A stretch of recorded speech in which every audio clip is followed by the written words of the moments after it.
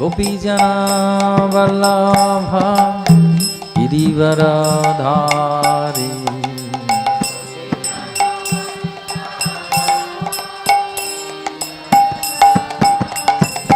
জয় গোপীজনা বল্লভ গিরিবরধারী।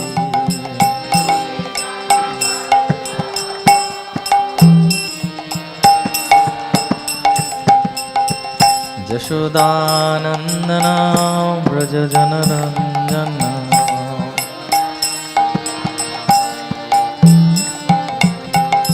যশোদানন্দন ব্রজ জনরঞ্জন।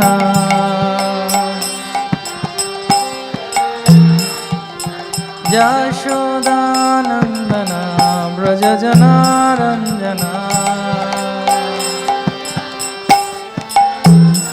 যমুনা তীরাবনচারী।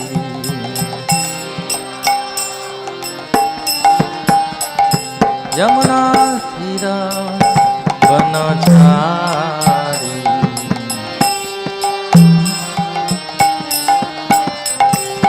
ধ্যায় রাধা মাধব কুঞ্জ বিহারী।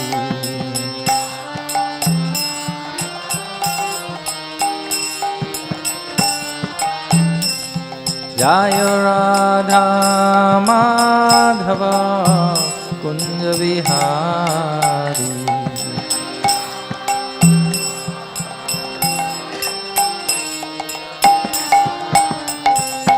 হরে কৃষ্ণ হরে কৃষ্ণ কৃষ্ণ কৃষ্ণ হরে হরে। হরে রাম হরে রাম রাম রাম হরে হরে।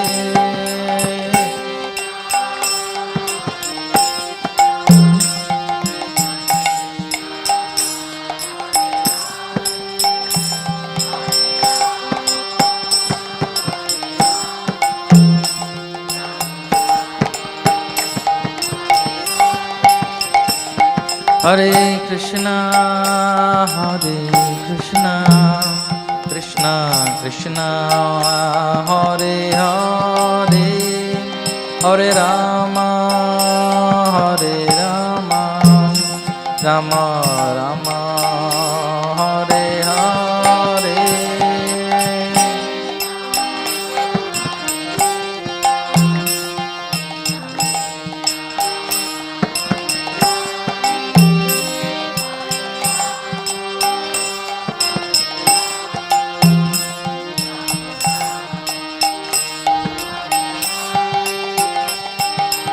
হরে কৃষ্ণ কৃষ্ণ কৃষ্ণ হরে হরে।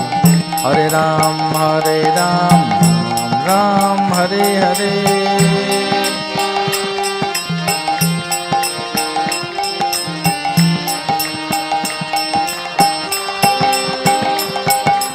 হরে কৃষ্ণ কৃষ্ণ কৃষ্ণ হরে হরে। হরে রাম রাম রাম হরে হরে।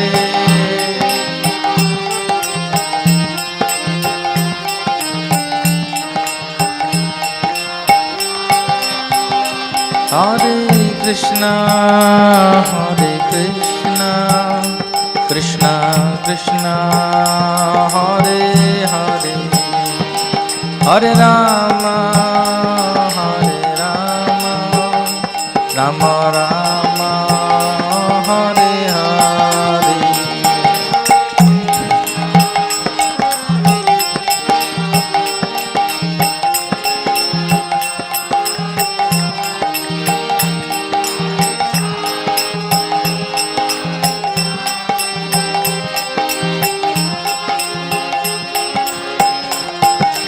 জয় গন্ধর্ব গিরিধারী গন্ধর্ব গিরিধারী রাধে।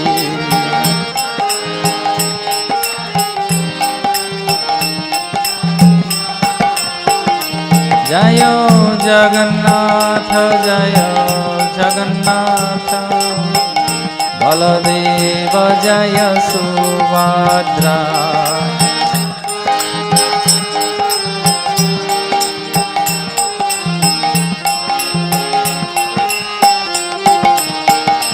जय गौरनिताय गौरनिताय गौरनिताय जय गौरनिताय।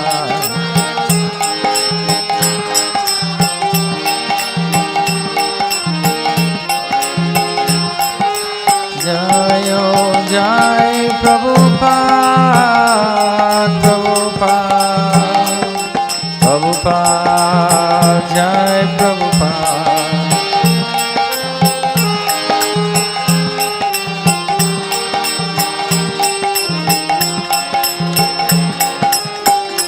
जय जय गुरुदेव गुरुदेव गुरुदेव जय गुरुदेव।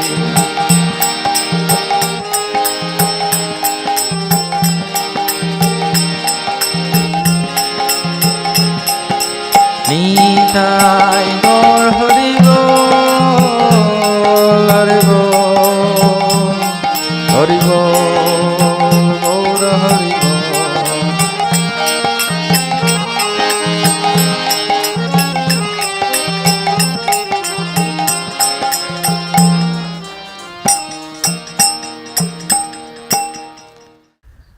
ॐ अज्ञानतिमिरान्धस्य ज्ञानाञ्जनशलाकया चक्षुरुन्मिलितं येन तस्मै श्रीगुरवे नमः।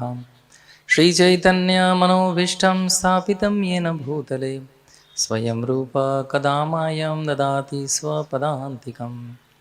वन्देऽहं श्रीगुरो श्रीयुतपदकमलं श्रीगुरुं वैष्णवांश्च श्रीरूपं साग्रजातं सहगण रघुनाथान्वितं त्वं सजीवं साद्वैतं सावधूतं परिजनसहितं कृष्ण चैतन्यदेवं श्रीराधा कृष्णपादां सहगण ललिता श्रीविशाखान्वितांश्च नमयों विष्णुपादाय कृष्णपृष्ठाय भूतले श्रीमते भक्तिवेदांत स्वामिनिति नामिने।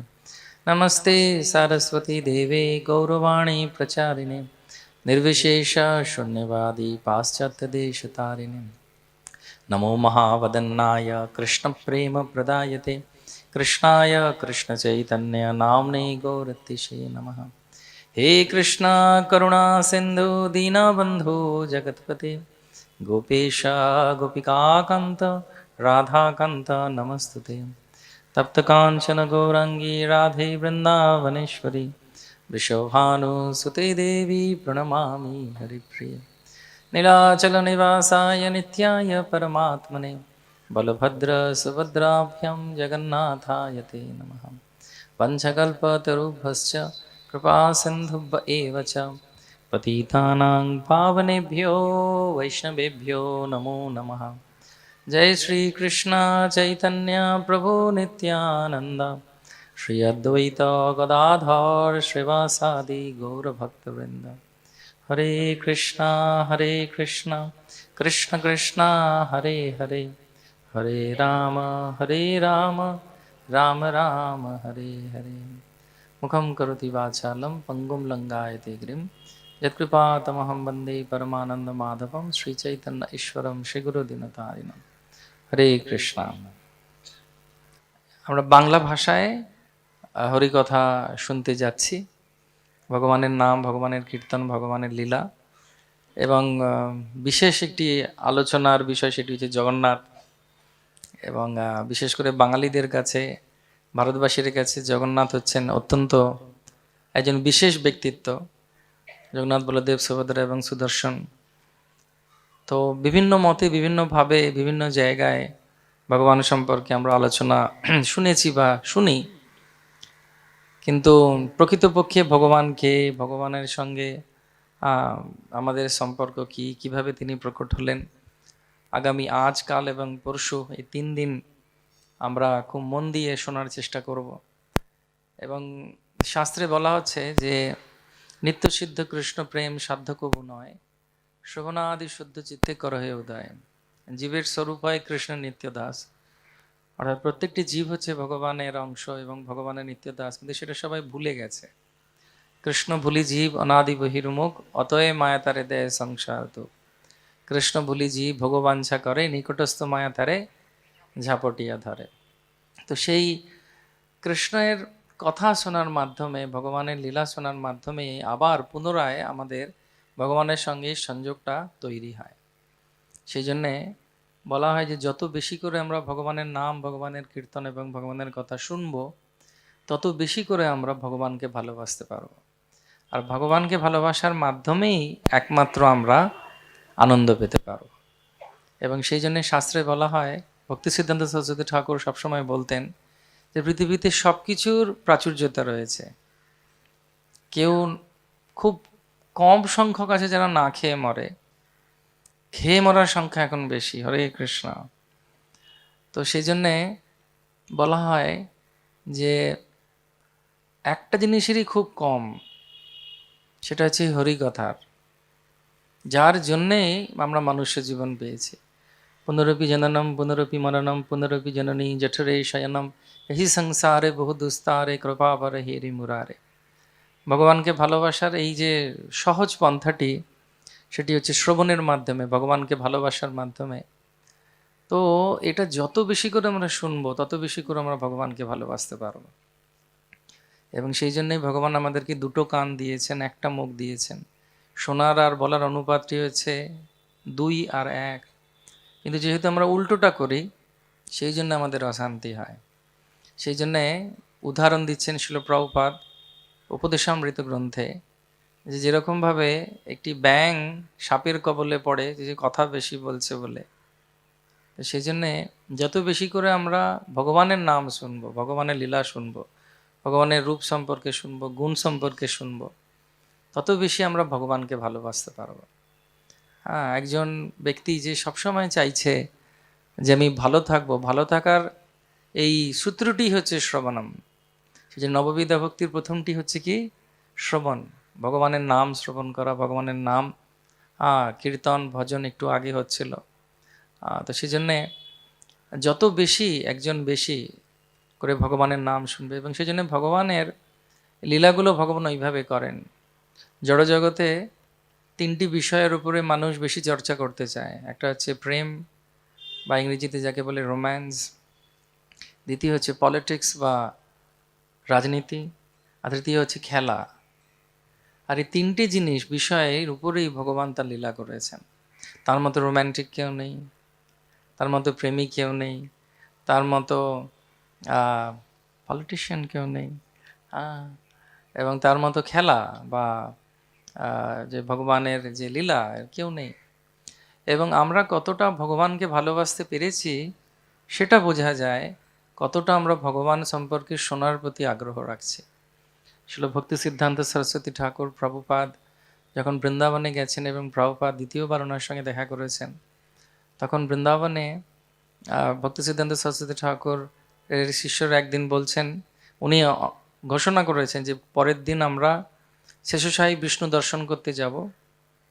যারা যারা যেতে চায় যেতে পারে, আর তা নাহলে যারা থাকতে চায় গুরু মহারাজ নিজের প্যান্ডালে হরিকথা বলবেন, আর বাদ বাকিরা ঘুরতে যেতে পারে। তো আপনাদের কোনো অসুবিধে নেই, যে যেটাতে ইচ্ছে যেতে পারে। তো মাত্র 5 থেকে 6 জন ছিল হরিকথা শোনার জন্যে, বাদ বাকি সবাই শেষশায়ী বিষ্ণু দর্শন করতে চলে গেছে। পরবর্তীকালে যখন 1933 খ্রিস্টাব্দে এলাহাবাদে প্রভুপাদের সঙ্গে দেখা হয়, তখন প্রভুপাদের একজন গুরু ভাই, অর্থাৎ অভয়বাবুর গুরু ভাই, তিনি ভক্তি সিদ্ধান্ত সরস্বতী ঠাকুরের কাছে ওনার পরিচয় করাচ্ছেন। ইনি হচ্ছেন অভয়বাবু, কলকাতা থেকে এসেছেন, অভয়চরণ দে। তখন ভক্তি সিদ্ধান্ত সরস্বতী ঠাকুর বলেছিলেন যে আমি ওনাকে চিনি, উনি খুব শুনতে ভালোবাসেন ভগবানের কথা। উগ্রশ্রবা, উগ্রশ্রবা মানে হচ্ছে যারা খুব ভালো শুনতে চায়। তো সেই জন্যে জড়জগৎ বলে নয়, আধ্যাত্মিক জগতে যখন কেউ কাউকে ভালোবাসে তার ব্যাপারে শুনতে চায়। যখন কেউ প্রেমে পড়ে, প্রেমিকের সম্পর্কে শুনতে চায়। সম্বন্ধ হয় না স্ত্রী পুরুষের, ছেলে মেয়ের, পাত্র পাত্রে, তো শোনার মাধ্যমে হয়। এবং এই শুনে শুনে গুণ সম্পর্কে জেনে একজন আরেকজনের প্রতি আসক্ত বা আকৃষ্ট হয়। ঠিক সেরকমভাবেই ভগবানের ভক্তরা বলছেন যে আমার মন যেন সবসময় তোমার দিকে ধাবিত হয় ভগবান, আমি যেন সবসময় তোমার কথা শোনার জন্য আগ্রহী হয়ে থাকি। যেভাবে হিমালয় থেকে গঙ্গা স্রোতস্বিনী হয়ে গঙ্গা সাগরের দিকে ধাবিত হচ্ছে সমুদ্রের সঙ্গে মিলনের জন্যে, ঠিক সেইভাবে আমারও মন যেন সর্বতোভাবে তোমার প্রতি ধাবিত হয়। এবং ঠিক সেইভাবেই একজন ভক্ত সবসময় চায় যে আমি কিভাবে আরও একটুখানি ভগবানের কথা শুনতে পারব।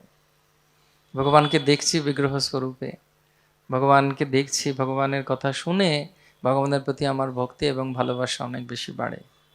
তো সেই জন্য বলা হয় যখন একত্রিতভূতভাবে আমরা সবাই আয়োজন করি অনুষ্ঠানের, এইটি হচ্ছে উৎসব, ভগবত কথা।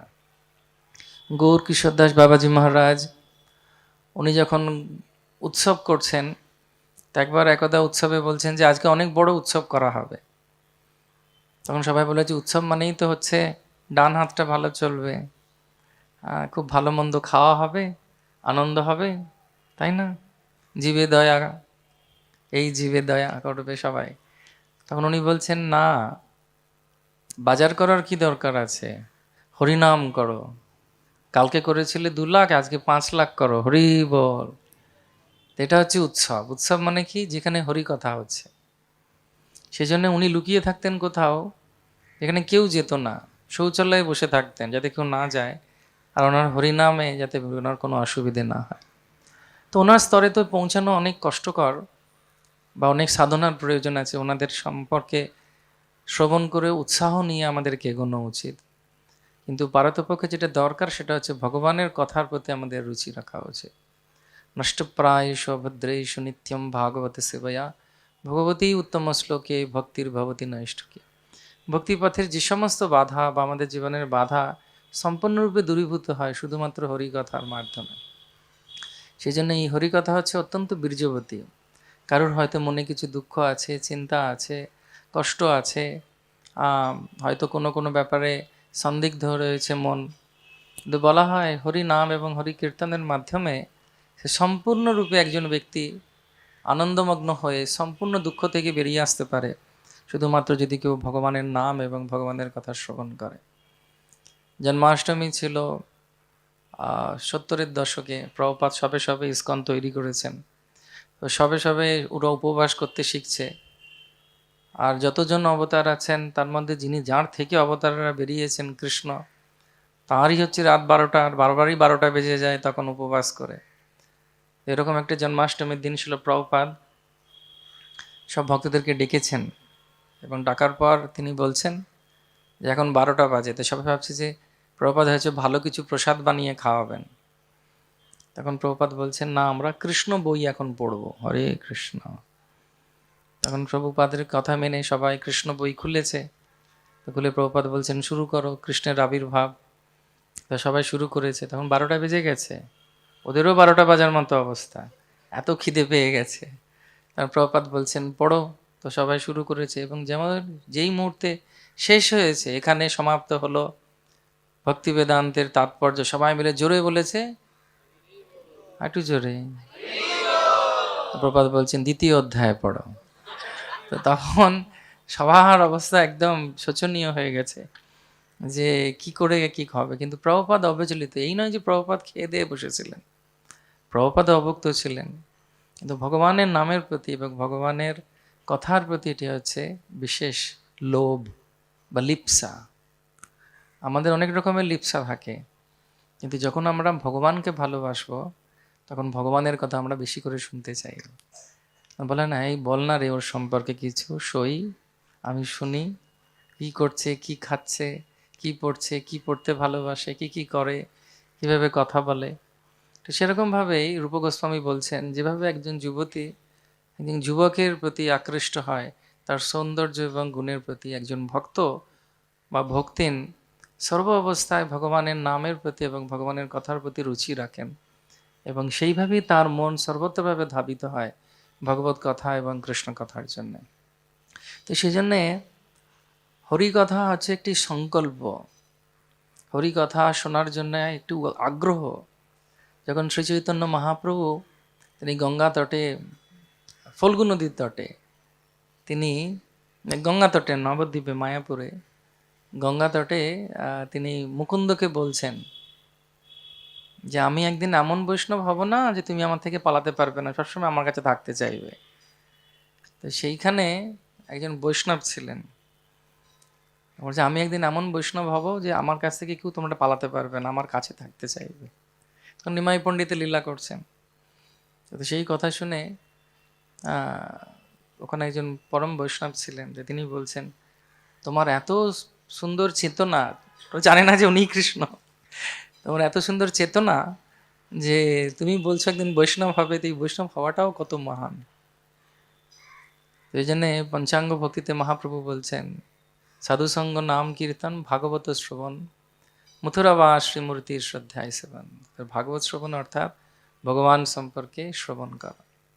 তো সেই জন্যে আমাদের 3 দিনের সংকল্প নিতে হবে, যা আজ কাল পরশু ওনার কথা শুনবো, জগন্নাথের কথা। এবং আরেকটা সুন্দর জিনিস হচ্ছে, মন খুব বিতলিত করে আমাদেরকে। কৃষ্ণকে অর্জুন বলছেন চঞ্চলং হি মন কৃষ্ণ প্রমাদ বলভদ্রম, খুব কষ্ট দেয় মন। অর্জুনের মতো ব্যক্তিকেও কষ্ট দিচ্ছে, আর আমাদের কথা তো ছাড়। কিন্তু মনের একটা খুব বড় জিনিস আছে, একটা সুবিধা আছে মনের। মনের মাধ্যমে যে কোনো জায়গায় পৌঁছে যেতে পারবেন।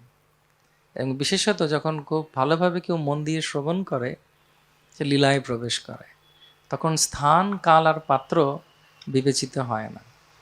সেই জন্যে আসুন আমরা শিল ভক্তি সিদ্ধান্ত সরস্বতী ঠাকুরের এই পাদপীঠ, যেখানে উনি প্রথম প্রচার করেছিলেন, এবং শিল ভক্তি সিদ্ধান্ত সরস্বতী ঠাকুরের কৃপাধন্য আমরা সবাই হয়েছি শিল প্রভুপাদের কৃপায়। আজকে আমরা 3 দিনের জন্য সংকল্প নিই। সংকল্প করার জন্য এখানে গঙ্গা জল নেই, এখানে অক্ষত নেই, ধূপ বা ফুল নেই। সবাই মনে মনে চোখ বন্ধ করে একবার হরে কৃষ্ণ মহামন্ত্র বলবো, আর ভাববো যে হাতে গঙ্গা জল এসেছে, অক্ষত এসেছে, দুব্বা এসেছে, ফুল এসেছে, ভক্তি সিদ্ধান্ত সরস্বতী ঠাকুর শুনছেন, প্রভুপাদ শুনছেন, গুরুবর্গরা শুনছেন, জগন্নাথ বলদেব সুভদ্রা সুদর্শন শুনছে, গৌরনিতাই শুনছে, যে আমরা 3 দিনের সংকল্প নিচ্ছি, যাতে আমরা কিছু আর চাই না, সবসময় তোমাকে মনে রাখতে চাই হরিকথার মাধ্যমে। স্মর্তব্য সততম বিষ্ণু বিস্মর্তব্য না কদানুচিত। কখনো কৃষ্ণকে ভুলব না, সবসময় কৃষ্ণকে মনে রাখবো হরিকথার মাধ্যমে। তো সবাই চোখ বন্ধ, আর একবার হরে কৃষ্ণ কৃষ্ণ কৃষ্ণ হরে হরে, হরে রাম রাম রাম হরে হরে। এখন গন্ধর্ব গিরিধারীর চরণে এই অক্ষত আর ফুলটা সবাই নিবেদন করে আমাকে সমর্পিত করে। আর এখন শ্রী জগন্নাথের লীলা। পুরীতে নেই, কিন্তু পুরীতে পৌঁছে যাব ভগবানের লীলার মাধ্যমে। যদিও আমাদের আজকে অনেক ভক্তরা ওখানে গেছেন, এবং আজকে আমাদের এই হরিকথা যাতে আমরা শুনতে পারি এবং 3 দিন এই সংকল্প সমাপ্ত করতে পারি, তার জন্য ওনারা আজকে দীপ দান করেছেন, পুজো দিয়েছেন, ওনাদেরকে অনেক ধন্যবাদ। তো ভগবান জগন্নাথ হচ্ছেন একজন খুব অদ্ভুত ব্যক্তিত্ব। যখন ব্রিটিশেররা প্রথমবার জগন্নাথের এই রথযাত্রা দেখে, ওরা ভয় পেয়ে গেছিল জগন্নাথকে দেখে। বাবা ইনি কে, এত ভারী, এত বড় বড় চোখ, ওনার রথ কোথাও দাঁড়াই না, সবকিছুকে যেন ভেঙে দিয়ে চলে যাবে। সেই জন্য ইংরেজি শব্দকোষে নতুন একটি শব্দ আসে, জগন্নাথ, জগন্নাথ থেকে, আর তার অর্থ হচ্ছে দ্য আনস্টপেবল, যাকে আটকানো যায় না। তো ভগবান সম্পর্কে অনেক কথা, বুদ্ধিস্টের কাছে, যারা বৌদ্ধ ধর্ম অবলম্বন, তাদের কাছে জগন্নাথ হচ্ছেন বুদ্ধ, শিবের কাছে তিনি হচ্ছেন কাল ভৈরব, তন্ত্র সাধকদের কাছে তিনি হচ্ছেন একত্রীভূত সেই শক্তি এবং পুরুষ মিলিত। অনেকে আবার বলে, যারা মানুষকে ভালোবাসে, তারা বলে জগন্নাথ বলদেব সুভদ্রা সুদর্শন হচ্ছেন 4 প্রকারের যে মানুষ পৃথিবীতে রয়েছে। কিরকম? জগন্নাথ হচ্ছেন কালো, বলরাম হচ্ছে সাদা, দুজনে মাঝখানে সুভদ্রা হচ্ছেন হলুদ, আর সুদর্শন হচ্ছেন লাল। হরে কৃষ্ণ। এটা ওদের মনোগড়িত এইভাবে ব্যাখ্যা করে যে এইভাবে মানবের পুজো হচ্ছে। তো বিভিন্ন মনের বিভিন্ন মত জগন্নাথ সম্পর্কে, কিন্তু সেই সম্পর্কে শাস্ত্র কি বলছে সেটা আমাদেরকে দেখতে হবে। সেই জন্য শাস্ত্রে বলছে শ্রুতি স্মৃতি পুরাণাদি পঞ্চরাত্রিক বিধিং বিনা ঐকান্তিক হরির ভক্তি উৎপাত হি কল্পতে। আমাদের সব কিছু ভগবানের লীলা, ভগবানের যা কিছু আমরা আলোচনা করি বা ভগবানের পূজা, ভগবানের বিধি বা নিয়ম, এই সব কিছু আমাদের শাস্ত্র সম্বন্ধে এবং পরম্পরা ধারায় থাকতে হবে। সেজন্য আজকে আমাদের যে আলোচনা আমরা 3 দিন করব, এই আলোচনা আমরা বিশেষত পদ্মপুরাণ, শ্বেতাত্তর উপনিষদ, স্কন্দ পুরাণ, ভবিষ্যৎ পুরাণ, কুর্মপুরাণ, ব্রহ্মপুরাণ, নারদ পুরাণ, বরাহ পুরাণ, বিষ্ণু রহস্য, বৃহৎ ভাগবতামৃত এবং ভক্তি সিদ্ধান্ত সরস্বতী ঠাকুরের একজন একনিষ্ঠ শিষ্য ছিলেন, তিনি হচ্ছেন সুন্দরানন্দ বিদ্যা বিনোদ। তাঁর যে লেখনী এবং শিলপ্রভুপাদের কিছু গ্রন্থ, শিলপ্রভুপাদের উত্তরসূরিদের কিছু গ্রন্থ এবং হরিকথা, কীর্তন এবং তৎসঙ্গে চৈতন্য চরিতামৃত, চৈতন্য ভাগবত, চৈতন্য মঙ্গল, এই সমস্ত গ্রন্থ থেকে যার সার, সেটা আমরা চেষ্টা করব 3 দিনে বলার। দেখুন, অনন্তদেবের অনন্ত মুখ আছে। সে অনন্তদেব একবার ঠিক করলেন যে ভগবানকে জানবেন, তিনি তপস্যা শুরু করলেন। অনেক হাজার দিব্য যুগ শেষ হবার পর ওনার আত্ম বিশ্লেষণ করে এবং ভগবানের উপর মনোনিবেশ করে উনি একটা জিনিস বুঝতে পারলেন যে ভগবানকে বোঝা যাবে না। হরে কৃষ্ণ, ভগবানের কৃপাতেই একমাত্র ভগবানকে বোঝা যেতে পারে। এবং সেই জন্য আমাদের একটা প্রয়াস 3 দিনের, যে 3 দিনের প্রয়াসে আমরা শুধু চেষ্টা করব ভগবানকে আরো একটু ভালোবাসা। কারণ যদি ভগবানকে আমরা ভালোবাসতে পারি তাহলে আমরা সন্তৃপ্ত হতে পারবো, সন্তুষ্ট হতে পারবো। কবির ভাষায়, আমি পাগল হয়ে বনে বনে ঘুরি আপন গন্ধে মম কস্তুরী মৃগ সম।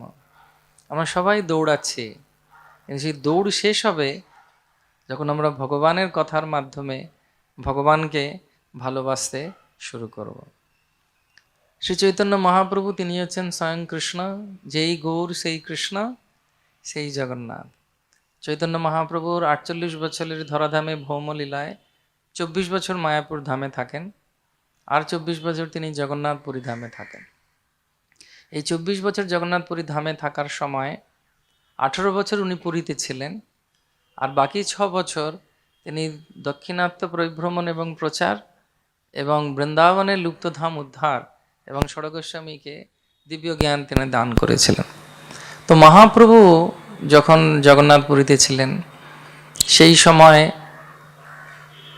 জগন্নাথ দেবের সঙ্গে যে 8টা লীলা হয়েছিল সেই সমস্ত কিছু আমরা আলোচনা করব। এবং পরবর্তী পর্যায়ে চৈতন্য মহাপ্রভু যখন সনাতন গোস্বামীর সঙ্গে তার মিলন হয়, তখন সনাতন গোস্বামীকেও তিনি জগন্নাথ সম্পর্কে অনেক বিশেষ কথা বলেন। এবং সেই সূত্রে জগন্নাথজিকে সে সম্পর্কে একটি স্তবে খুব সুন্দরভাবে সনাতন গোস্বামী লিখছেন, এবং সেই স্তবের মাধ্যমেই আমরা আমাদের আজকের এই হরি কথা, জগন্নাথ কথা শুরু করব। তো সনাতন গোস্বামী বলছেন, শ্রী জগন্নাথ নীলাদ্রি শিরোমুকুট রত্ন হে দারু ব্রহ্ম ঘনশ্যাম প্রসিদ্ধ পুরুষোত্তম প্রফুল্ল পুণ্ডরীকাক্ষ লবনাবিতটামৃত গুটিकोदर मांग पाहि नाना भोग पुरंदर निजधर सुधाधायी इंद्रद्युम्न प्रसादित सुभद्रालालन व्याघ्र रामानुज नमस्तुते गुंडीचारथ जात्रादि महोत्सव विवर्धन भक्त वत्सल वंदे त्वां गुंडीचारथ मंडन दीनहीन महानीच दयाद्रिकृत मानस नित्य नूतन महात्म दार्शिन चैतन्य वल्लभ। तो जगन्नाथ সম্পর্কে এই স্তব সনাতন গোস্বামী লিখছেন। জগন্নাথ কীরকম না, গুটিকোদ্দর মাং পাহি নানা ভোগ পুরন্দর। ভারতবর্ষে এমন কোনো বিগ্রহ নেই যে, প্রত্যেকটি বিগ্রহের বিশেষ স্বরূপ আছে। জগন্নাথ হচ্ছেন একজন অদ্ভুত বিগ্রহ, তিনি স্বয়ং কৃষ্ণ।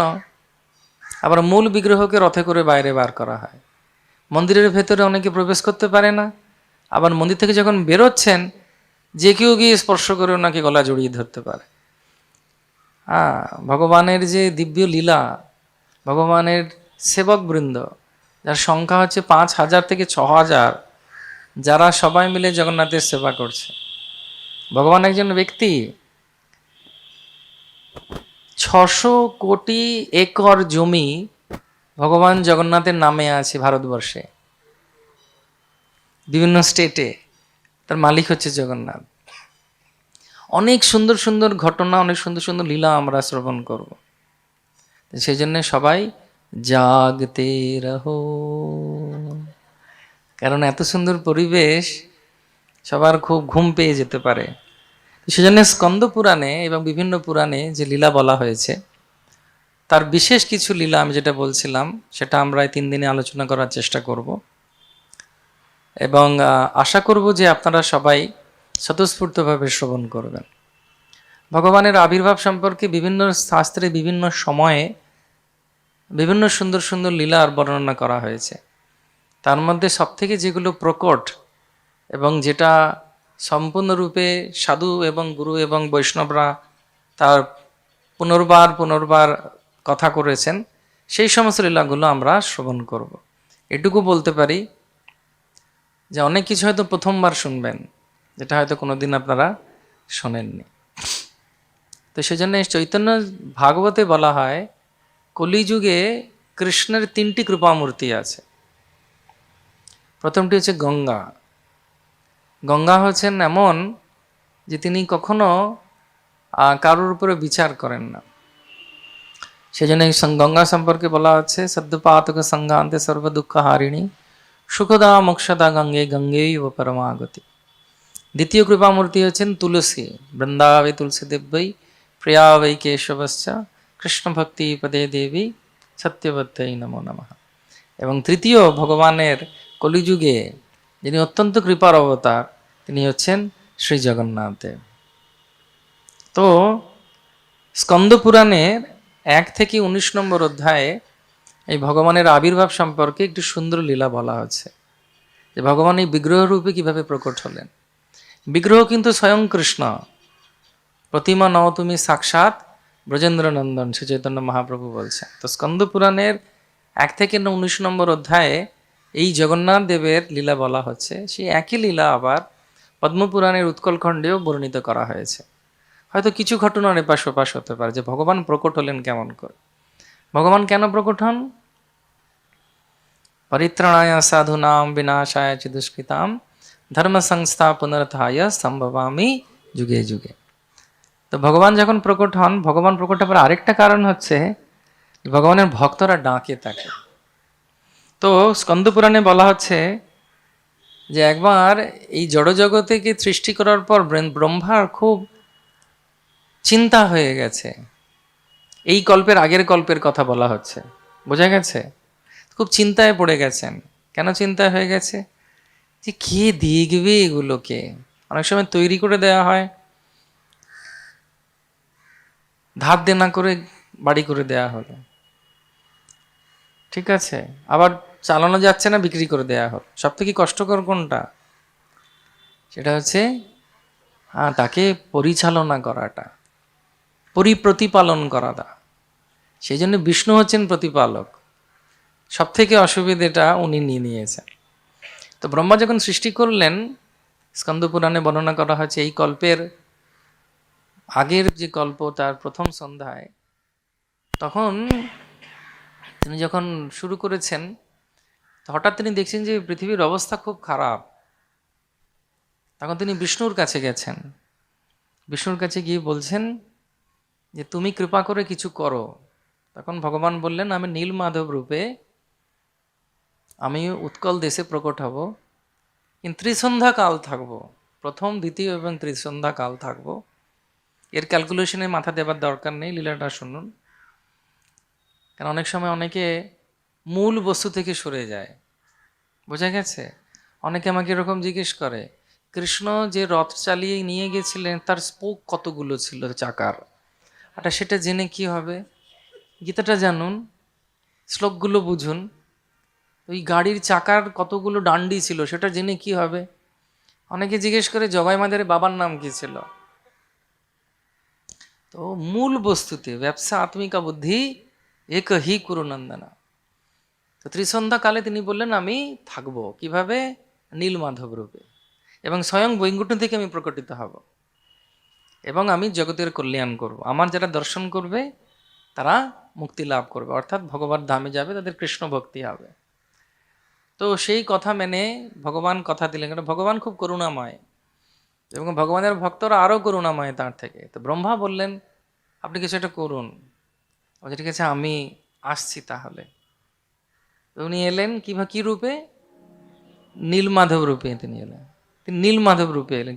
তো এমতো অবস্থায় যখন তিনি প্রকট হলেন, যখন তিনি প্রকট হয়েছেন ত্রিসন্ধ্যা কাল, এবং ভগবান ভবিষ্যৎবাণী করলেন যে আমি কিন্তু ত্রিসন্ধ্যা থাকবো, তারপরে যখন ইন্দ্রদ্যুম্ন বলে আমার একজন পরম ভক্ত আবির্ভাব হবে চতুর্থ সন্ধ্যায়, আমি অপ্রকট হব। তার মাধ্যমে আমি একটি বিশেষ রূপ ধারণ করে জগতের কল্যাণ করব। তো সেমতো অবস্থায় তিনি যখন প্রকট হলেন, তিনি সবর ক্ষেত্রতে নীলমাধব রূপে বিশ্বাবসুর দ্বারা পুজো পেতে শুরু করলেন, এবং ভগবান নিজে প্রকট হয়েছেন বলে তখন তিনি করলেন কি না, সব দেবতারাও আসেন ওনার পুজো করার জন্য। এইভাবে সময় অতিবাহিত হচ্ছে, সময় অতিবাহিত হচ্ছে, সময় অতিবাহিত হচ্ছে। সময় অতিবাহিত হতে হতে হতে হতে যখন ত্রিসন্ধ্যা এসেছে, তখন বর্তমানকালের উজ্জয়ন শহরে সেখানকার একজন বড় রাজা, ধার্মিক রাজা এলেন। তার নাম হচ্ছে রাজা ইন্দ্রদ্যুম্ন। কি নাম ওনার?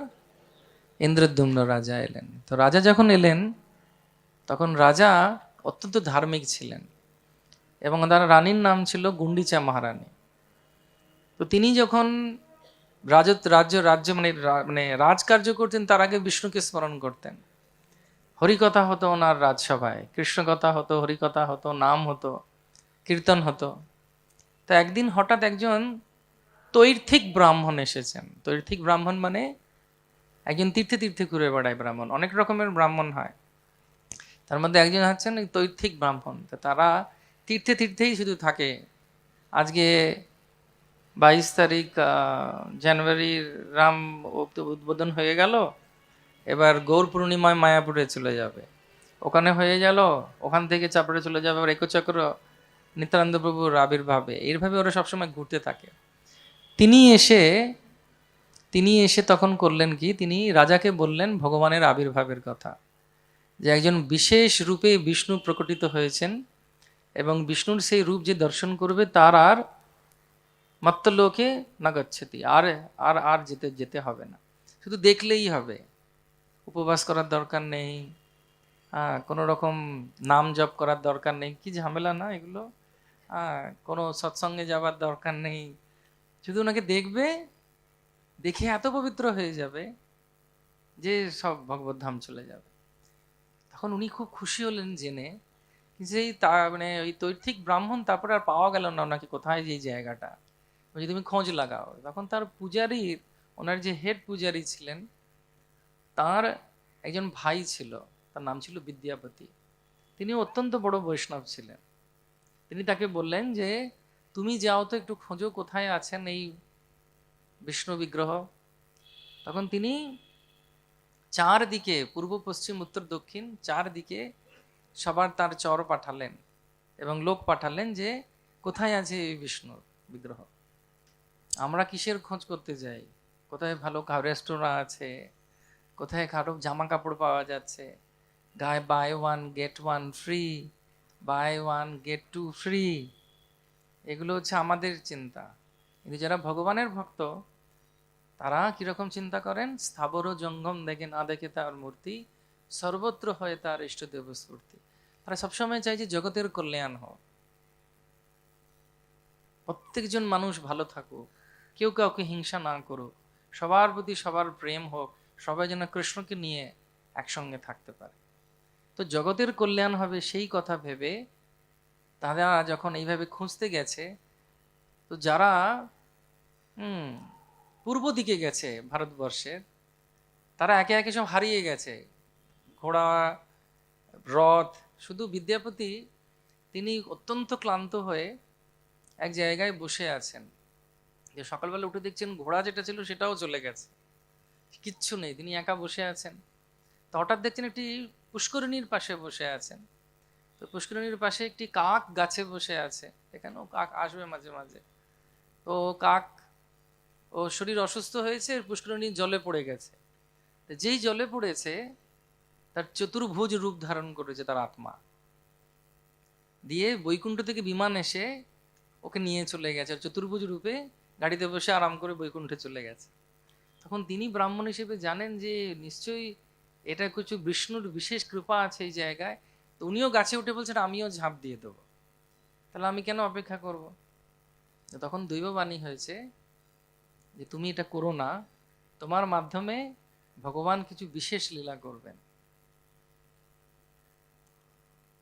অনেক সময় অন্যের জন্য কিছু করার জন্য নিজেকেও কষ্ট করতে হয়, যেটা হয়তো অনেক সময় বাড়ির বাবা মারা দেখবেন করেন, বা বড়রা করেন, অনেক ক্ষেত্রে ছোটরা করে। আরেকজনের মঙ্গলের জন্য নিজে কষ্ট স্বীকার করা। তো উনি চলে যেতে পারতেন, কিন্তু ভগবান বললেন অপেক্ষা করো, তোমার মাধ্যমে কিছু একটা ভালো কিছু করা হবে। তো তখন তিনি অপেক্ষা করলেন। তো হঠাৎ দেখছেন কিছু স্ত্রীলোকরা, অল্প বয়সী মেয়েরা, কিশোরীরা, তারা জল নিতে এসেছে এখানে। তখন উনি বলছেন এটা কি ক্ষেত্র, বলছে এটা শবর ক্ষেত্র। বলছে আরে আমি তো শবর ক্ষেত্রেই আসবো ভেবেছিলাম। বলছে শবর ক্ষেত্রের এখানকার রাজাকে? বলছে এখানকার রাজা হচ্ছেন বিশ্বাবসু।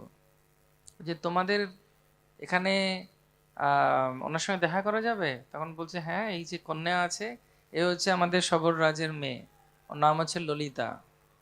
ওর নাম কি? ললিতা। আমাদের এখানেও ললিতা আছে, কিন্তু এই ললিতাটা ওই ললিতার নাম দিয়ে হয়তো হয়েছে, বা কৃষ্ণের একজন সখী ছিলেন ললিতা। তো সেই ললিতা তখন তখন বলেছে যে তুমি আমার বাবার কাছে চলো। তো তিনি খুব বুদ্ধিমান ছিলেন, তখন তিনি বুঝতে পেরেছেন, ভগবান ভগবদ্গীতায় বলছেন তেষাং সতত যুক্তা নাম ভজতাম প্রীতিপূর্বকম তদামি বুদ্ধি যোগং তং ইয়েন মামু প্রজন্তিতে। যখন কেউ ভগবানকে ভালোবেসে পুজো করে, ভগবান তাকে বুদ্ধি দেন। কি বুদ্ধি দেন? দুষ্টু বুদ্ধি না, ভালো বুদ্ধি দেন, যার মাধ্যমে সে ভগবানের কাছে আবার ফিরে আসতে পারে। তখন তিনি বুদ্ধি নিয়েছেন যে আমাকে তো রাজা পাঠিয়েছে, নীলমাধব কোথায় আছে খোঁজার জন্যে।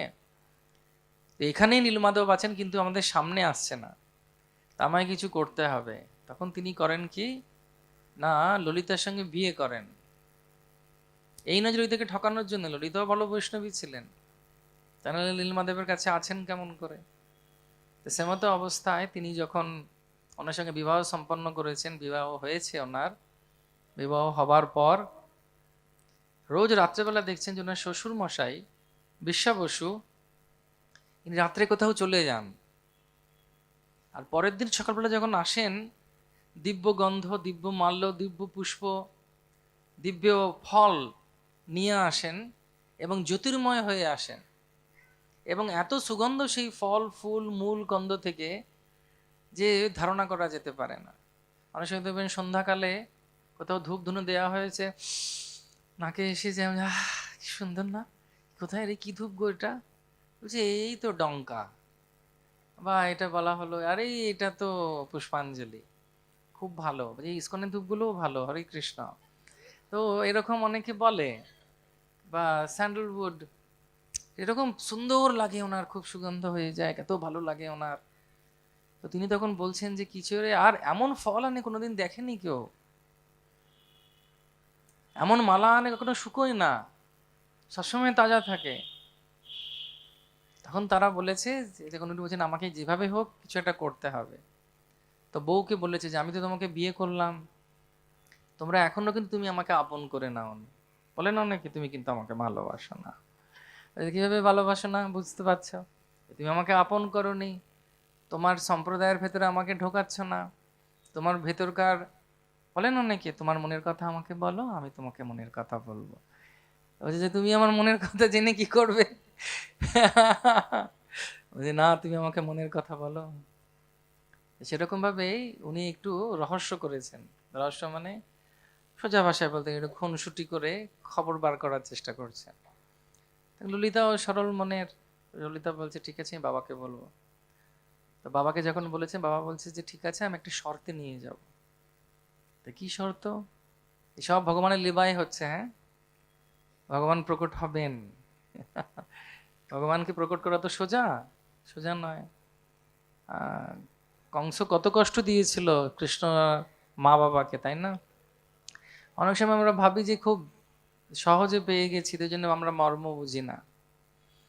কিন্তু এই যে জগন্নাথের লীলা যখন শ্রবণ করবেন পুরোপুরি ভাবে, তখন বুঝতে পারবেন যে অনেকের ত্যাগ আছে এই ভগবানের জগন্নাথের এই লীলায়। এমনি এমনি হয় না। এবং আপনারা অনেক কিছু ত্যাগ করেছেন বলে কিন্তু আজকে এখানে এসে বসেছেন।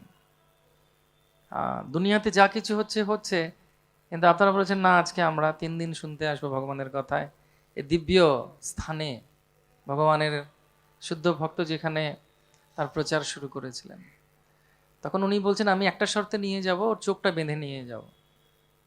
এবার উনি কিন্তু জানেন যে আমাকে যাই করুক না কেন, রাজা আমাকে পাঠিয়েছেন, রাজার প্রতি আনুগত্য আছে ওনার। রাজাকে কেন উনি আনুগত্য আছে, কিন্তু তিনি জানেন যে রাজার উপরে ভগবানের আশীর্বাদ আছে, আর ভগবান নিশ্চয়ই কিছু করবেন, সেই জন্য আমাকে ওনাকে সহযোগিতা করতে হবে। এরকম ভগবান ভগবদ্গীতায় বলছেন অর্জুনকে, নিমিত্ত মাত্রে না ভবসভ্যসা আছে, তো নিমিত্ত হও। তো ভগবানের ভক্তরা সবসময় নিমিত্ত হতে চান, এমনি সেবা করতে চান। এই নয় যে দূর বাবা বিয়ে টিয়ে হয়ে গেছে, এখন ঝামেলা করে সংসার করে রাজার কাছে মুক্তি গিয়া, রাজা গেয়া তেল বেচনে, না যাচ্ছে বা বিদেয় হয়েছে, বাঁচা গেছে না। যখন সংকল্প দেয়া হয়েছে, উনি সংকল্পে স্থির। তখন অনেক দিন পর, অনেকভাবে বলার পর রাজা, এই বিশ্বাবসু সবর রাজা, উনি নিজে হলেন, ঠিক আছে আমি ওকে নিয়ে যাব। তো চোখ বেঁধে দিয়েছে রাত্রেবেলা। এরকম পূর্ণিমার রাত ছিল, কালকে যেরকম পূর্ণিমার রাত ছিল, তো পূর্ণিমার রাত ছিল। হ্যাঁ, চারিদিকে সুন্দর ঝলমল করছে, বৃক্ষরাজি, নদী রূপোর মতো চকচক করছে, সুগন্ধ সমীরণ। তো চোখ বন্ধ করে দিয়েছে, ওর হাত ধরে ধরে নিয়ে যাচ্ছে। এ আবার করেছে কি, সর্ষের দানা হাতে রেখেছে, দিয়ে পুঁটলিতে ফুটো করে দিয়েছে সর্ষের দানাটাকে। ওগুলো পড়তে পড়তে পড়তে পড়তে যাচ্ছে। তো যখন পড়তে পড়তে যাচ্ছে, ওর কিছু বলেনি, কারণ মনের মধ্যে আছে যে সবার যাতে মঙ্গল হয়। সেটা হচ্ছে বৈষ্ণবদের একটা বিশেষ গুণ, সবসময় তারা চায় যে অন্যের অন্যের ভালো হোক। তো সে মতো অবস্থায় তিনি যখন যাচ্ছেন, তারপর একটি মনে হলো যেন পাথর সরিয়ে ওনাকে একটি গুম্ফার ভেতরে নিয়ে যাওয়া হয়েছে। তো গুম্ফার ভেতরে নিয়ে গিয়ে যখন তার চোখ খুলে দেওয়া হয়েছে, তিনি সুন্দর নীলমাধবের দর্শন করেছেন, তার অপূর্ব বিগ্রহ। নমো পঙ্কজ নাভায়, নমো পঙ্কজ মালিনে, নমো পঙ্কজ নেত্রায়, নমস্তে পঙ্কজাঙ্গ্রায়। এত সুন্দর, মনে হচ্ছে স্ফটিক দিয়ে ভগবান তৈরি, এবং ভগবান কথা বলছেন। এত সুন্দর রূপ তার ভগবানের, যে ভগবানকে দেখে মনে হচ্ছে যে ভগবান কথা বলবেন এক্ষুনি। তা তার সেই বিগ্রহ রেখে উনি রোমাঞ্চ কম্পাশ্রু হয়েছে, মানে ওনার গলা বসে গেছে, গদগদ হয়ে গেছে, শরীরের যত রোম ছিল তারা আনন্দে খাড়া হয়ে গেছে, এবং তিনি মূর্ছিত হয়ে গেছেন। এবং সেখানে দেখছেন যে বিভিন্ন লোক থেকে বিভিন্ন রকমের বেশ পরে লোকেরা আসছে সেই বিগ্রহকে সেবা করার জন্য। এবং সেই বিগ্রহর রূপ দেখে, তার সৌন্দর্য দেখে, যেন অঙ্গচ্ছটা দেখে চতুর্থ ভুবন যেন সেই গুম্ফাটে একদম আলোকিত হয়ে রয়েছে ভগবানের রূপে। তো সেই সময় অনেকক্ষণ ধরে প্রার্থনা টার্থনা করার পর তিনি যখন ফিরে আসছেন, ফিরে আসার পর তিনি করেছেন কি, না উনি তো গদগদ হয়ে গেছেন সম্পূর্ণরূপে। শ্বশুরমশাই বলছেন আর কিন্তু নয়। তখন তিনি বুঝতে পেরে গেছেন নীলমাধব কোথায় আছেন। তখন তিনি কি করেন না, খবর পাঠিয়ে দিয়েছেন দূতের মাধ্যমে, যে এইখানে সবররাদ্র পূর্ব দিকে ভারতবর্ষের এইখানটাতেই নীলমাধব রয়েছেন, যেটি ব্রহ্মার সৃষ্ট। ব্রহ্মার কৃপাতে তিনি অবতীর্ণ হয়েছেন এই পৃথিবীতে, ধরাধামে জগৎ কল্যাণের জন্য। তো এদিকে যখন খবর পেয়েছেন ইন্দ্রদ্যুম্ন রাজা, তিনি করেছেন কি, বড় সৈন্য সামন্ত নিয়ে গুন্ডিচা মহারানীকে নিয়ে যাত্রা শুরু করেছেন অবন্তিপুর, অর্থাৎ এখনকার উজ্জয়ন শহর থেকে। তো উজ্জয়ন থেকে তিনি যাচ্ছেন কোথায় না, উড়িষ্যা উৎকলের দিকে যাচ্ছেন। তো যখন যাচ্ছেন তখন তিনি, অনেক সময় হয় না, যখন খবর পেয়ে গেছেন যে কাজটা করার হয়ে গেছে, তখন ওনার মধ্যে একটু গর্ব এসেছে, যে দেখো ভগবান আমার জন্য প্রকট হলেন, আমাকে দর্শন দেবার জন্যে। কিভাবে তিনি আমায় কৃপা করলেন, হ্যাঁ, আমাকেই উনি পছন্দ করেছেন। কারণ গুন্ডিচা মহারানী বলছেন, গীতার শ্লোকটা মনে করিয়ে দিয়েছেন, প্রকৃতি ক্রিয়মাণা নেই গুণই কর্মাণি সর্বসা অহংকার বিমূঢ় আত্মা কর্তাহামিতি মনে, যে প্রভু এত অহংকার করা উচিত নয়, ভগবান কৃপা করে আমাদেরকে সবকিছু করেন এবং সেটা আমাদেরকে কৃপা হিসেবে গ্রহণ করা উচিত।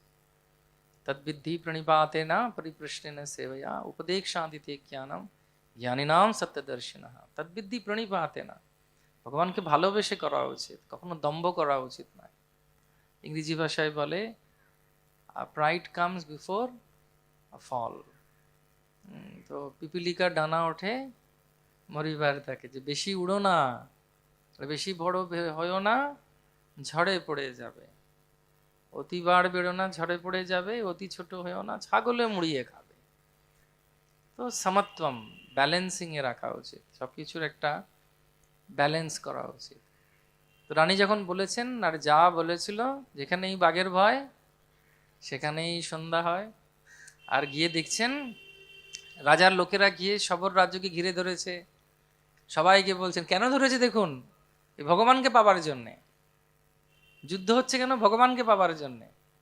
সবাইকে বেঁধে রেখেছে কেন, ভগবানকে পাবার, আরো ক্ষতি করছে না, ভগবান কোথায়। তো বিশ্বাবসু করেছেন কি, কারণ ভগবান বলেছিলেন সেই সময়, মনে আছে, যে আমি কিন্তু তৃতীয় সন্ধ্যায় আর থাকবো না। কেন না, ইন্দ্রদ্যুম্ন আসবে, তার মাধ্যমে অন্য কিছু হবে। এরকম আমাদের জীবনে অনেক সময় অনেক কিছু হয়, অনেক কিছু আটকে যায়। আমরা এখানেই কি শেষ? না, শেষ নয়। মাত্রা স্পর্শস্তু কৌন্তেয় শীত উষ্ণ সুখ দুঃখদা আগাম পাই অনিত্যা তাম তিতিক্ষস্য ভারত। ধৈর্য ধরতে হবে। উনি যখন দেখছেন যে ঠাকুর নেই, তিনি ভাবছেন যে আমি কুশাসনে বসে ধ্যান করে প্রাণ ত্যাগ করব। তিনি যখন কুশাসনে বসে ধ্যানমগ্ন হয়েছেন, হঠাৎ তার অন্তর আত্মা থেকে ভগবান নিজে বলেছেন, আরে তোমার মাধ্যমে আমি অনেক বড় কাজ করব, তুমি কেন চিন্তা করছো, তুমি শুধু ধৈর্য ধরো। তিনি তখন বলছেন, তাহলে কি করা যাবে? তখন বলছেন তিনি, এই জায়গার ঠিক উত্তরের দিকে লবণ সমুদ্র আছে। সে লবণ সমুদ্রের তটটা হচ্ছে সোনার বালু দিয়ে ঘেরা। হরে কৃষ্ণ, 24 ক্যারেট গোল্ড দিয়ে ঘোরা। এখনকার যদি পাওয়া যেত, তাহলে শুনেই বোধহয় দেখতাম আর খালি হয়ে গেছে জায়গা, কেউ আর নেই, সব বস্তা নিতে চলে গেছে। যে কে কত তাড়াতাড়ি গিয়ে কি কত বালির বস্তা নাই সোনার বস্তা ভরা যাবে। তো তখন বলছি সোনায় মোড়া, সেখানে একটি পর্বত আছে, তার চূড়াটা সোনার। সেইখানে বঙ্কেমোহন বলে নদী আর সমুদ্রের মোহনায় আমার বিশেষ রূপ আইসে পৌঁছাবে। তুমি বিশ্বাবসুকে নিয়ে যাও সঙ্গে, এবং একটি সোনার রথ আসবে বৈকুণ্ঠ থেকে। আরেকজন ব্যক্তিও আসবেন সেখানে, যে তোমাদেরকে সাহায্য করবেন এই বিগ্রহকে প্রস্তুত করার জন্য। তুমি এখনই কীর্তন করতে করতে সে সমুদ্র তটে যাও। তখন তিনি যখন জানতে পেরেছেন, তখন তিনি কি করলেন, তিনি আর অপেক্ষা করলেন না, তিনি সবাইকে নিয়ে কীর্তন করতে করতে হরে কৃষ্ণ কৃষ্ণ কৃষ্ণ হরে হরে, হরে রাম রাম রাম হরে হরে। সবাই কীর্তন করতে করতে কোথায় গেছে, এই বঙ্কিমোহন বলে একটি জায়গা, যেটি এখনো আছে জগন্নাথপুরীতে, চক্রতীর্থ আছে ওখানে, রোডটার নামই চক্রতীর্থ রোড।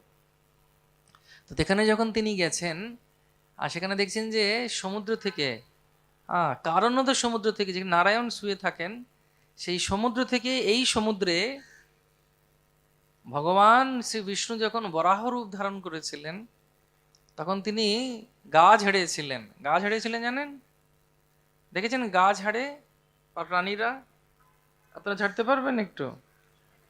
প্রভু তাহলে কি আমাদেরকে প্রাণী বলছেন নাকি? না না না, প্রাণী নয়, আমরা তো প্রাণী, মনুষ্য প্রাণী। তো যেরকম ভাবে ঝাড়ে, ওইভাবে উনি কারণত উনি রসাতল থেকে ধরিত্রীকে তোলার পরে তিনি গা ঝেড়েছিলেন। সেই গা ঝেড়াতে তার যে রোমগুলো বিভিন্ন জায়গায় পড়েছিল, সেগুলো বৃক্ষের রূপ ধারণ করেছিল। উনি হচ্ছেন সেই বৈকুণ্ঠের বৃক্ষ দারু ব্রহ্ম ভেসে ভেসে এসেছে। হিন্দির দারু এই দারু এক নয় কিন্তু, ঠিক আছে? ও যে দারু খেলে কি ব্রহ্ম দেখা যায়? না না না না, এই দারু ব্রহ্ম সেই দারু ব্রহ্ম না। সংস্কৃত ভাষায় দারু মানে হচ্ছে কাঠ বা বৃক্ষ। তো আমাদের একজন মহারাজ, উনি একজনের নাম দিয়েছেন, আমাদের বাংলা ভাষায় বলে দারুক। দারুক আছে না, দারুক, কৃষ্ণের সারথী দারুক। তো ইংরেজি ভাষায়, হিন্দি ভাষায় দারুকা বলে, দারুকা। এবার আমাদের এই দীক্ষা হবার পর সবার লাস্টে কি দেয় প্রভুদের? দাস। তখন বলছে, তখন ও বাড়ি গেছে, আর কি বলছে, তোর গুরু মহারাজ কি নাম দিয়েছে? বলছে দারুকা দাস। বলছে কি? বলছে দারুকা দাস, মানে দারুক দাস নয়, ওর বলতে উচ্চারণে ওরকম করে বলে। তো সে দারু, দারু ব্রহ্ম তখন ভেসে আসছে, তিনটে কাঠ ভেটে ভেসে আসছে। চৈতন্য ভাগবতে বলা হচ্ছে না, তিনি দারু ব্রহ্মরূপে জগন্নাথ হচ্ছেন অত্যন্ত কৃপালু। তো তিনি ভেসে এসেছেন, কারণ ভেসে এসে কেউ তুলতে পারছে না, সবাই দৌড়ে গেছে তোলার জন্যে, কেউ তুলতে পারছে না। তখন সেখানে একজন বৃদ্ধ ব্যক্তি এসেছেন, উনি বলছেন, আমি এসেছি, আমাকে ভগবান পাঠিয়েছে, আমার নাম হচ্ছে অনন্ত মহারানা। কি নাম? অনন্ত মহারানা। উনি আসলে নিজে বিষ্ণু। উনি এসেছেন, এসে বলছেন, আমি বলছি যেভাবে সেভাবে করো। এই যে দিব্য রথ এসেছে সোনার, এই রথের উপরে এই বৃক্ষর অঙ্গগুলোকে, বৃক্ষের কেগুলোকে তুলতে হবে, এবং বিশ্ববসু একদিকে ধরবে আর বিদ্যাপতি একদিকে ধরবে। দুজনে মিলে যখন তোমরা তুলবে তখন এটা হালকা হয়ে যাবে। আর যেই দুজনে মিলে এই পাশ দিয়ে তুলেছে তখন হালকা হয়ে গেছে শোলার মতো। যেই তুলে রেখেছে তখন সবাই বলছে এবার কোথায় যাব? তখন বলছে এখানে এখন তোমাদের জন্মবেদী তৈরি করতে হবে, এই তিনজনকে নিয়ে একটি মন্দির তৈরি করো। তো সেই মন্দিরে তৈরি করার আগে ইন্দ্রদ্যুম্ন মহারাজ গণ্ডিচা মহারানীকে নিয়ে ব্রাহ্মণদের সলা পরামর্শে তিনি কি করেন না, তিনি খুব সুন্দরভাবে একটি যজ্ঞ করেন। সেই যজ্ঞের ভেতর থেকে উগ্র নৃসিংহ বেরিয়ে আশীর্বাদ দেন, কিন্তু উগ্র নৃসিংহকে দেখে ওনার এত ভয় লেগে যায়, তখন নৃসিংহদেব শান্ত নৃসিংহ ধারণ করে, রূপ ধারণ করে, এবং তিনি বলেন যে বিগ্রহ তৈরির আগে তোমরা এখানে একটি মন্দির তৈরি করো। তো সেটা হচ্ছে গুন্ডিচা মন্দির যেটাকে বলা হয়, ওটা বলা হয় জন্মবেদী। এই জন্মবেদীতে তুমি বিগ্রহদেরকে, এই এই দারু ব্রহ্মদেরকে নিয়ে গিয়ে রাখো। তখন বলা হলো যে 15 দিন কেউ ভেতরে যাবে না, শুধু অনন্ত মহারানার শর্ত নিলেন, আমি ভেতরে যাবার পর বন্ধ করে দেব দরজা, ভেতরে আমি কাজ করব, কেউ যেন দরজা খুলে ভেতরে না প্রবেশ করে, এটা শর্ত। শর্ত বোঝেন তো? হ্যাঁ, আমাদের এখানে শর্ত আছে, মোবাইল বন্ধ রাখতে হবে, কথা বলা যাবে না। তো সবকিছুই শর্তে চলে, নাথিং ইজ ফ্রি। তো ভগবান তখন বললেন, হ্যাঁ, যে অনন্ত মহারানা রূপে আমি ওখানে তৈরি করব, কেউ আসবেন না। তো রানীর মন তো মায়ের মন, তো 3-4 দিন যাবার পরে দেখছি ভেতর থেকে আওয়াজ আসছে না কোনো। কাঠ ঠক ঠক করলে আওয়াজ হয় কি না, কিন্তু আওয়াজই আসছে না। তেমন অবস্থায় যখন আওয়াজ আসছে না, তখন রানী রাজাকে বললেন যে নিশ্চয়ই হয়তো বৃদ্ধ ব্যক্তি ওখানেই হয়তো সমাধি লাভ করেছে, কাজ করতে করতে, খায় না, কিছু করে না।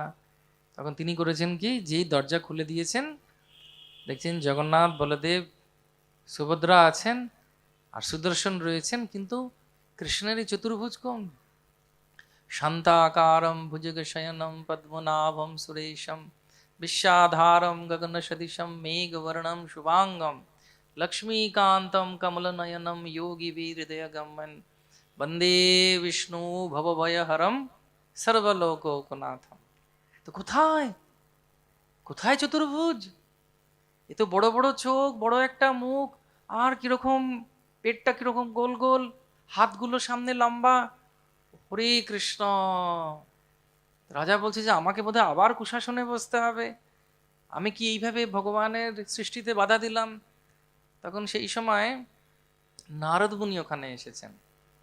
নারদ মুনি এসে বলছেন যে তুমি চিন্তা করো না, এটা হচ্ছে ভগবানের আনন্দময় স্বরূপ, এবং বিভিন্ন গল্পে যখন ভগবান কৃষ্ণরূপে প্রকট হন, সেই সময় নিজের কৃষ্ণলীলা রোহিণী মার কাছ থেকে শ্রবণ করে আনন্দমগ্ন হয়ে ভগবান জগন্নাথ অর্থাৎ কৃষ্ণ, বলরাম আর সুভদ্রা এই রূপ ধারণ করেছেন।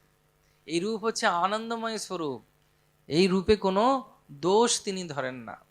তার সম্পূর্ণরূপে একই চেতনা যে আমি কিভাবে উদ্ধার করব সবাইকে, আমি কিভাবে সবাইকে পাস মার্ক দিয়ে দেবো, আমি সবাইকে কিভাবে নিজের কাছে নিয়ে আসবো, আমি ওদের ছাড়া কিছুতেই থাকতে পারছি না। এটা হচ্ছে ভগবানের ভাব। অনেকে ভাবে ভগবান কীরকম, একটা দণ্ড নিয়ে দাঁড়িয়ে আছে আর যেই ভুল করলে ঠাং করে হাতে একটা বেতের বাড়ি দেবে, তা নয়। ভগবান কীরকম? ভগবান প্রচণ্ডভাবে কৃপাময়, খুব ভালোবাসেন আমাদের সবাইকে, এবং ভগবান চান যে আমরা ওনার কাছে ফিরে যাই। তো নারদমুনি তখন বললেন যে নারদ, নারদ মানে কি? জলদ মানে হচ্ছে যিনি বৃষ্টি দেন, জল দেয়, আর নারদ মানে যিনি নারায়ণকে দান করেন। তখন তিনি বললেন যে আপনি একদম রাজা চিন্তা করবেন না, আপনি এখন মন্দির তৈরি করুন। তখন সেখান থেকে 6 কিলোমিটার দূর আমাদের ভাষায়, তার মাঝখানে একটা নদী বয়ে যেত। সে নদীর ওপারে তিনি একটি মন্দির, ভব্য মন্দির তৈরি করলেন, যার এখন তার হাইট হচ্ছে 240 ফুট। এবং 10 একর জমির উপরে এই মন্দির তৈরি করলেন, এবং তার উপরে এমন একটি ধাতুর সুদর্শন দিলেন যে আর্কিওলজিক্যাল সার্ভে অফ ইন্ডিয়াতে এখনো বুঝতে পারে না যে কি ধাতু দিয়ে সেটা তৈরি, যেটাকে বলা হয় নীলচক্র। তার উপরে পতিত পাবন ধ্বজা দেয়া হলো, এবং ভগবানের বিগ্রহ তৈরি, তার জন্য 6টা রথ তৈরি হলো। ঠিক আছে, 6টা রথে করে প্রথম রথটা গুন্ডিচা থেকে নদীর কাছে আসবে, নদীতে নৌকা করে ওপার হবে, তারপরে আবার 6টা রথে করে, আরো 3টে রথে করে যাবে। আগে 6টা রথ হতো রথে, তারপরে এখন কমে 3টে, কারণ এখন নদীটা শুকিয়ে গেছে, খরচা বাঁচিয়ে দিয়েছে। তো ভগবান তখন যখন যাবেন, তো ভগবানের প্রতিষ্ঠা হবে। তো ভগবানের যখন প্রতিষ্ঠা হবে তখন কি হয়েছে না, বলছেন যাকে তাকে দিয়ে তো হবে না, স্বয়ং বিষ্ণু নিজে বলেছেন প্রকট হবেন। তো জগন্নাথ বলদেব সুভদ্রা আনন্দময় স্বরূপের প্রকট হবেন। তিনি যখন এরকমভাবে ভাবছেন যে কাকে করা যায়, তো নারদমুনি বলছেন তুমি এত চিন্তা করছো কেন, ব্রহ্মাকে ডেকে আনো। আর ইন্দ্রদ্যুম্ন মহারাজের শক্তি দেখুন, তিনি যোগ বলে, রাজা ছিলেন রাজর্ষি, তিনি যোগ বলে চলে গেছেন কোথায়? ব্রহ্মলোক। তো ব্রহ্মলোকে যখন গেছেন তখন সবে সবে এরকম একটা সৎসঙ্গ হচ্ছে ওখানে, যেখানে সরস্বতী বীণা বাজাচ্ছিলেন। তো অনেক সময় হয় না, পারফরমেন্স দেয় বীণা বাজানো, গানের, মৃদঙ্গর, করতালের। তো সরস্বতী তখন গান শুরু করেছেন সবে, আর উনি গিয়ে পৌঁছেছেন। এবার সরস্বতী যখন বীণা বাজানো শেষ হয়েছে, আর ওখানকার সময়ের সঙ্গে এখানকার সময়ের অনেক পার্থক্য। এদিকে সেই সময়ের ভিতরে পৃথিবীতে ওই স্থানে অন্ধ্র দেশে, উৎকল দেশে সব মন্দিরগুলো, যে মন্দির উনি তৈরি করেছিলেন, গুন্ডিচা মন্দির, বড় মন্দির, সব ধুলোয় ঢেকে গেছে, মানে বালুতে, এবং সব বিগ্রহদেরকে নিয়ে ভেতরে চলে গেছে। আর সেই সময় এখানকার একজন রাজা ছিল সেই সময়কার, তার নাম ছিল গলমাধব। সে করছে কি না, রথে চড়ে যাবার সময় তার রথের ঘোড়ার পায়ে এই মন্দিরের চূড়াটা লাগে, এখন যে মন্দিরটা। সে তখন করেছে কি, সে তখন এখনকার ভাষায় বলে এসকেভেশন, প্রত্নতত্ত্ব বলে কিছুটা পেয়েছি বোধ হয়। তো খুঁজে পেয়েছে, এবং সে বলছে এটা আমার। তো ব্রহ্মা যখন খবর পেয়েছেন, ব্রহ্মা বলছেন আরে তোমার তো অনেকগুলো সময় চলে গেছে, ওখানে করেছো কি? বলছে না না, তাহলে কি করা যাবে, আপনাকে তো যেতে হবে। তখন ব্রহ্মার যে হাঁস, সে তো আর সমুদ্রে যে নামতে পারবে না। তো ইন্দ্রদ্যুম্ন মহারাজ যখন এই নতুন মন্দির তৈরি করেছিলেন, তার আগে যজ্ঞ করেছিলেন বিগ্রহ তৈরির আগে, এবং যতজন ব্রাহ্মণ এসেছিল, কোটি কোটি ব্রাহ্মণ, সবাইকে একটা করে দুগ্ধবতী গাভী বৎস সমেত দান করেছিল। হরে কৃষ্ণ। তো তখন তাদের যে গোমূত্র আর গোবর দিয়ে ওই সরোবর তৈরি হয়েছিল, ইন্দ্রদ্যুম্ন সরোবর। সেই সরোবরে এই ব্রহ্মা নামলেন, ল্যান্ডিং করলেন, কারণ ওটা শান্ত জায়গা। তো ব্রহ্মা যখন স্নান পূর্ণিমার দিন তিনি ভাবছেন পুজো করবেন, এদিকে গলমাধব বলছে যে না এটা আমার মন্দির। আমি খুব সংক্ষেপে বলছি। গলমাধব বলছেন কি এটা আমার মন্দির, আমি করেছি। আর ও বলছে যে না এটা আমার নয়, ইন্দ্রদিন নয়। সাক্ষীকে, তবে সাক্ষী কে দেবে? সরোবরে একটা কচ্ছপ ছিল, সত্য যুগের কচ্ছপ। সে তখন উপরে উঠে এসে সাক্ষী দিয়েছে, হরে কৃষ্ণ। আর একটা কাক ছিল সে সত্য যুগের, তার নাম হচ্ছে ভূষুণ্ডী। সে আবার অমর, ভগবানের দিব্য নাম জপ করে। সে উড়ে উড়ে এসে পুরীতেই আছে, দেখা করতে পারেন কখন। ও তখন বলছে যে রাজারই এটা। তখন সবাই মিলে হই হই করে গৌর প্রেমানন্দে, সবাই মিলে তখন জগন্নাথকে রথে চড়িয়ে ওই বড় মন্দিরে নিয়ে গেছে জন্মবেদী থেকে। নিয়ে গিয়ে ওখানে জগন্নাথের প্রতিষ্ঠা করা হবে। ওই স্নান পূর্ণিমার দিন যে উৎসব হয় না, সেটা আসলে জগন্নাথের আবির্ভাব ব্রহ্মোৎসব পুরী মন্দিরে। সেটা হচ্ছে জগন্নাথ মন্দিরের, পুরী মন্দিরের ব্রহ্মোৎসব, অর্থাৎ সেই দিন জগন্নাথ, বলদেব, সুভদ্রা এবং সুদর্শন যেন প্রতিষ্ঠা হয়েছিলেন। তো সুদর্শন কেন প্রতিষ্ঠা হয়েছিলেন তার কারণ হচ্ছে, যেরকম বিভিন্ন শাস্ত্রে উল্লেখ আছে, যেরকম যুগ ধর্ম আছে, হরির নাম, সত্য যুগে ছিল ধ্যান, ত্রেতা যুগে ছিল যজ্ঞ, দ্রাপরে ছিল বিগ্রহ অর্চন, এবং কলিযুগে হচ্ছে নাম সংকীর্তন, হরে কৃষ্ণা হরে কৃষ্ণা কৃষ্ণা কৃষ্ণা হরে হরে, হরে রাম রাম রাম হরে হরে। সেরকম যুগধাম আছে।